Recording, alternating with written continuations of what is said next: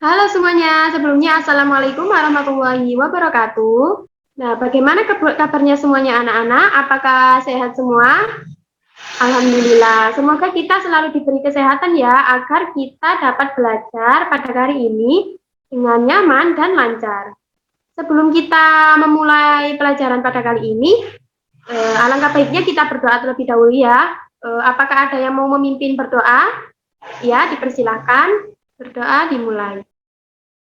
Amin ya robbal alamin. Semoga pembelajaran kita ke depannya hari ini semoga berjalan dengan lancar dan dapat bermanfaat bagi kita semua. Sebelumnya Ibu mau bertanya, apa sih materi yang akan kita pelajari pada kali ini? Apakah ada yang masih ingat yang disampaikan Ibu minggu lalu? Ya, benar sekali. Jadi, hari ini kita akan mempelajari tentang sistem ekspresi pada manusia. Nah, untuk pembelajaran sistem ekspresi pada manusia ini, nanti kita akan mempelajari terkait organ-organ apa saja yang ada di dalam tubuh manusia, kemudian struktur dan fungsinya bagaimana, dan bagaimana mekanisme kerja dari sistem ekspresi manusia di setiap organnya. Tanpa berlama-lama, mungkin langsung saja kita memulai pembelajarannya ya. Jadi di sini untuk pembelajaran kali ini, itu diharapkan nanti semua siswa memahami terkait apa saja sih organ sistem ekspresi yang ada pada manusia, kemudian apa saja sih struktur dan fungsi dari masing-masing organ, kemudian bagaimana sih mekanisme kerja sistem ekspresi manusia di setiap sistem-sistem organ. Mungkin langsung saja tanpa berlama-lama, di sini Ibu akan menjelaskan terkait organ-organ dan struktur beserta fungsinya melalui PPT. Nah, langsung saja di sini ada gambar orang yang meminum. Jadi di kehidupan sehari-hari kan kita biasanya mengkonsumsi air putih, es, kopi, dan lain sebagainya. Nah, apakah ada yang tahu bagaimana sih tubuh kita memproses semua makanan dan minuman tersebut? Iya, benar sekali. Jadi, di sistem tubuh kita ini ada namanya yang yaitu sistem pengeluaran. Nah, sistem pengeluaran ini apa saja sih?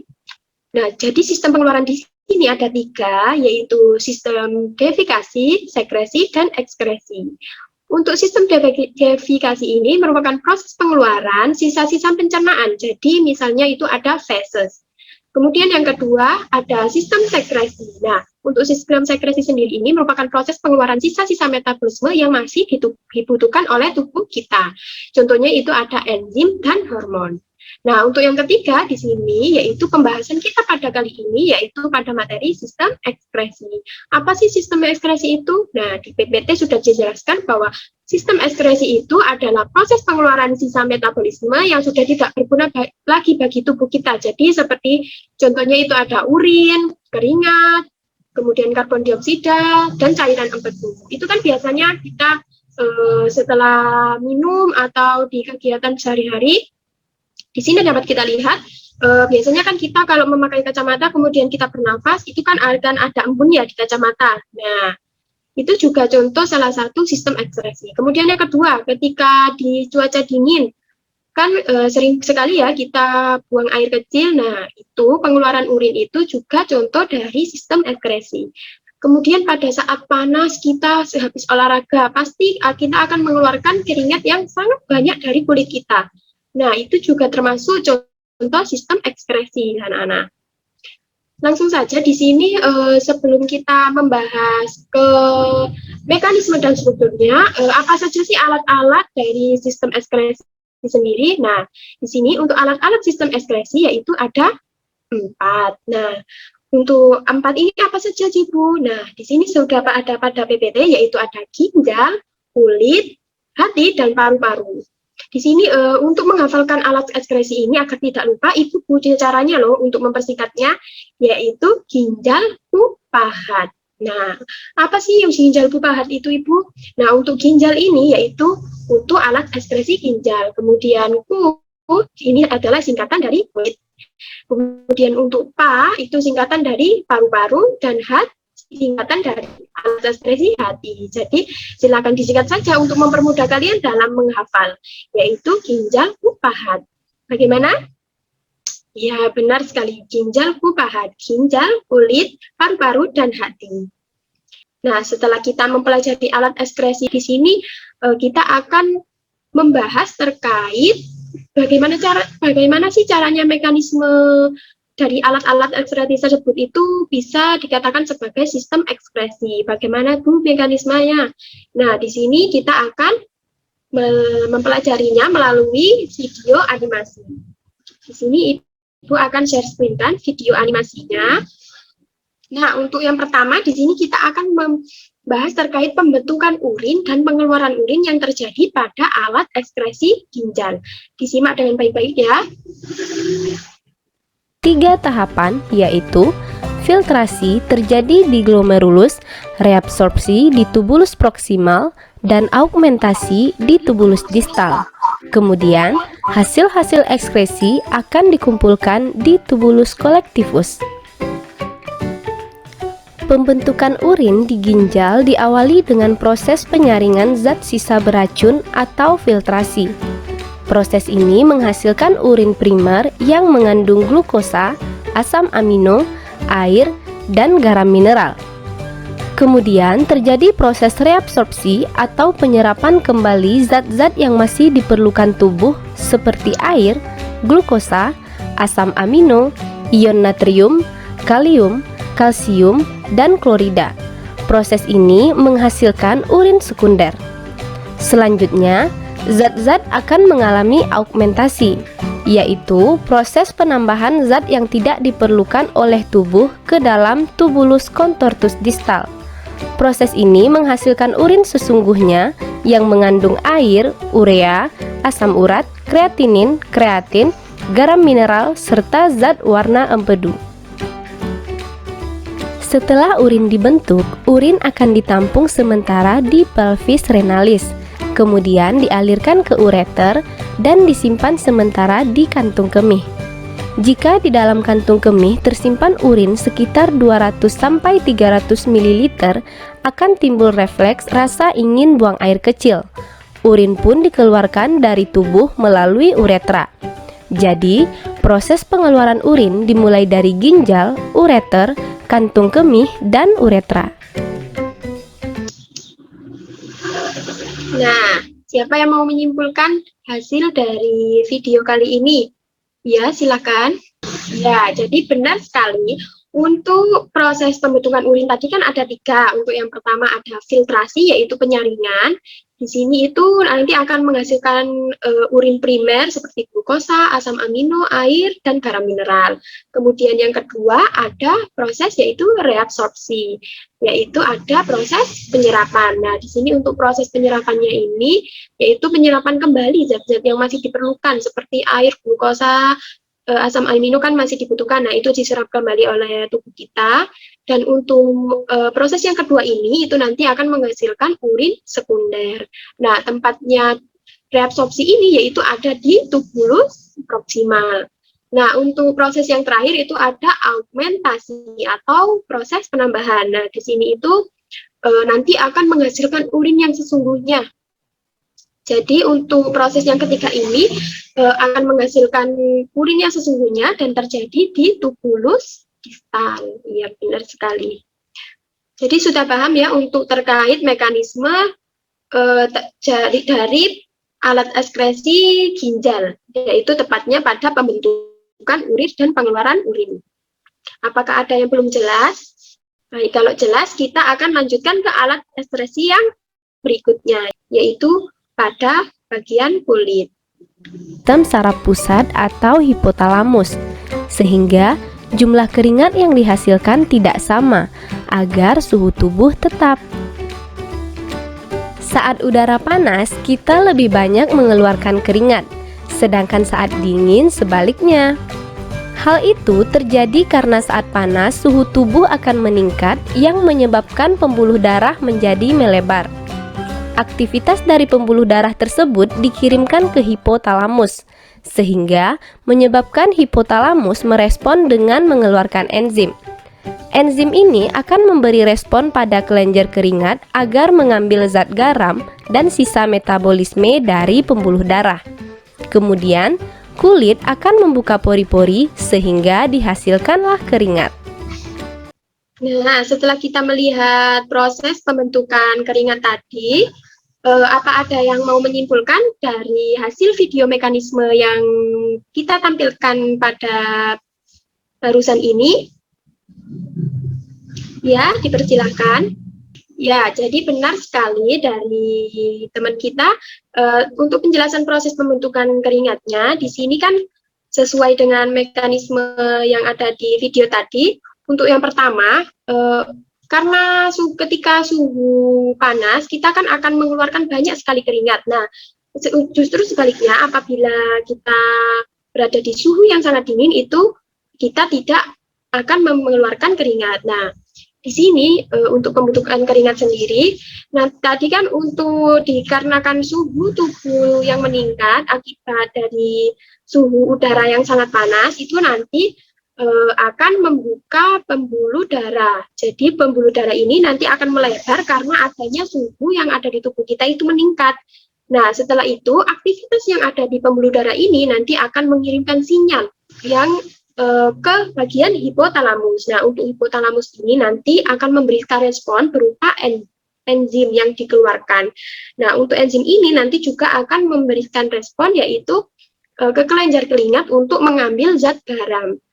Setelah itu, setelah kelenjar keringat ini merespon, itu nanti pori-pori kulit kita nanti akan terbuka. Nah, itu akan mengeluarkan keringat, yaitu berupa air, garam, dan urea. Maka dari itu kenapa kok kita biasanya kalau mengeluarkan keringat, kemudian kita rasakan kan keringatnya seperti berasa asin ya. Nah, itu karena adanya kelenjar keringat yang mengeluarkan zat garam yang ada di tubuh kita melalui pori-pori kulit yang terbuka. Apakah sudah jelas terkait mekanisme dari pembentukan keringat dari alat ekskresi kulit? Baik, kalau memang sudah paham, kita akan lanjut ke bagian alat organ yang berikutnya, yaitu ada bagian paru-paru. Benar sekali. Nah, langsung saja di sini, silakan disimak baik-baik untuk mekanisme dari sistem ekskresi, yaitu paru-paru. Alat ekskresi, paru-paru berfungsi mengeluarkan uap air atau H2O dan CO2.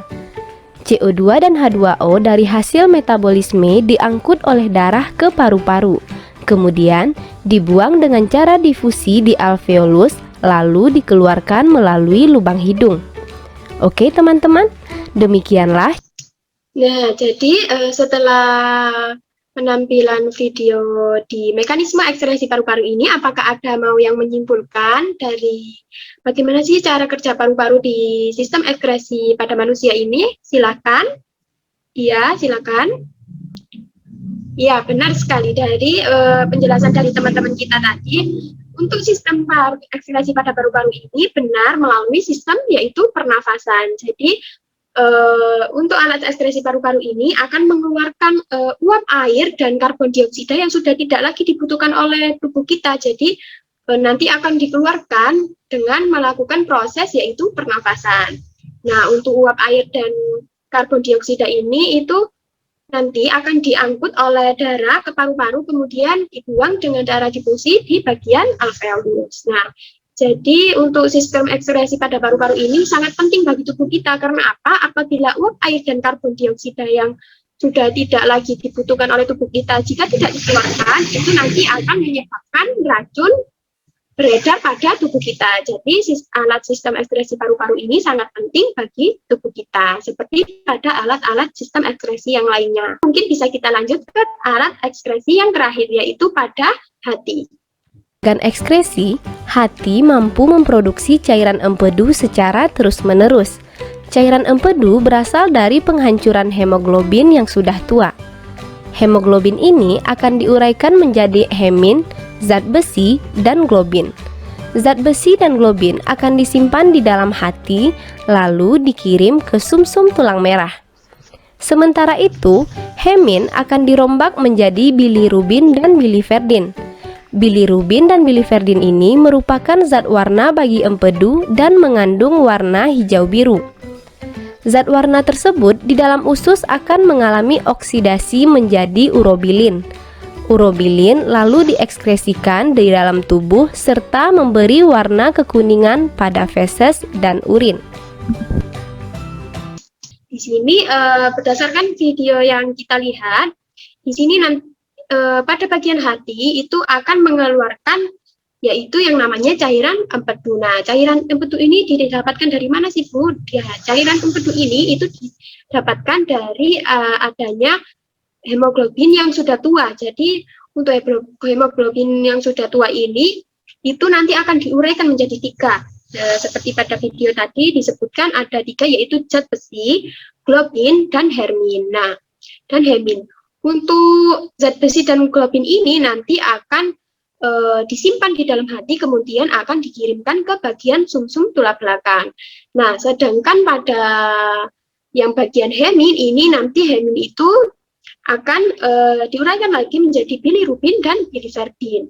Bilirubin dan biliverdin ini merupakan zat warna empedu yang berwarna biru kehijauan. Nah, untuk zat warna empedu tadi ini nanti akan diolah di dalam usus, yaitu melakukan proses oksidasi. Kemudian setelah melakukan proses oksidasi tersebut, itu nanti akan mengeluarkan yang namanya urobilin. Nah, urobilin ini nanti itu akan diekskresikan dari tubuh kita. Nah, biasanya itu berupa feses dan urin. Oleh karena itu, kenapa urin dan feses kita itu biasanya warna kekuningan atau kecoklatan? Itu karena adanya proses dari sistem ekskresi yang dilakukan pada hati. Kurang lebih seperti itu. Nah, itu tadi video mekanisme dari sistem ekskresi pada manusia di setiap organ, yaitu tadi sudah dijelaskan terkait mekanisme dari sistem ekskresi yang ada pada ginjal, kemudian kulit, kemudian paru-paru, kemudian hati. Nah, di sini setelah kita mempelajari organ-organ yang ada di sistem ekskresi pada manusia, apakah ada yang mau menyimpulkan dari kegiatan pembelajaran kita pada kali ini? Ya, dipersilahkan. Ya, benar sekali. Jadi, kita berikan aplaus terlebih dahulu kepada teman kita yang sudah menyimpulkan kegiatan pembelajaran kita pada kali ini. Jadi, Ibu akan ulangi lagi kesimpulan yang kita dapat pada kali ini itu, pada sistem ekskresi pada manusia itu,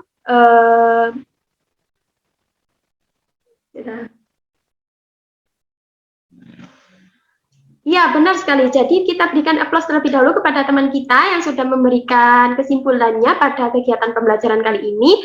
Jadi Ibu ulangi sekali lagi untuk kesimpulan di kegiatan pembelajaran kali ini. Yang pertama, kita akan membahas sistem ekskresi pada manusia. Nah, sistem ekskresi sendiri merupakan sistem proses pengeluaran zat-zat dari sisa yang ada di tubuh kita yang sudah tidak digunakan lagi oleh tubuh. Jadi dikeluarkan untuk agar racun yang ada di tubuh kita itu tidak menyebar, seperti itu. Kemudian untuk organ-organ di sistem ekskresi pada manusia tadi sudah dijelaskan pada pembelajaran kali ini, yaitu ada 4. Yang pertama ada ginjal, kemudian hati, paru-paru, dan kulit. Cara menghafalnya tadi, jangan lupa ya, yaitu ginjal, pahat, ginjal, kulit, paru-paru, dan hati. Nah, mungkin kegiatan pembelajaran hari ini mungkin cukup sampai di sini saja ya. Nanti kita akan lanjutkan di minggu depan, yaitu terkait apa saja sih penyakit-penyakit yang ada pada sistem ekskresi pada manusia, kemudian bagaimana sih cara mencegah upayanya, nanti kita akan bahas di minggu depan. Jadi setelah ini silakan diisi terkait LKS. Jadi setelah ini akan saya kirimkan LKS, kemudian silakan diisi secara individu. Jadi untuk LKS ini itu terkait pembelajaran yang kita lakukan pada kali ini. Silakan diisi, kemudian nanti dikumpulkan melalui Google Classroom yang sudah akan saya bagikan di Google Classroom masing-masing, dan silakan dilihat dan diperhatikan tenggatnya. Jadi jangan sampai telat ya untuk pengumpulannya. Mungkin cukup sekian pembelajaran yang dapat saya sampaikan pada kali ini. Mungkin ada yang mau memimpin doa sebelum kita mengakhiri pelajaran pada kali ini. Ya, silakan. Berdoa dimulai. Nah, semoga apa yang kita pelajari pada kali ini bermanfaat bagi kita semua di kehidupan sehari-hari. Kurang lebihnya mohon maaf dari saya tutup. Wassalamualaikum warahmatullahi wabarakatuh.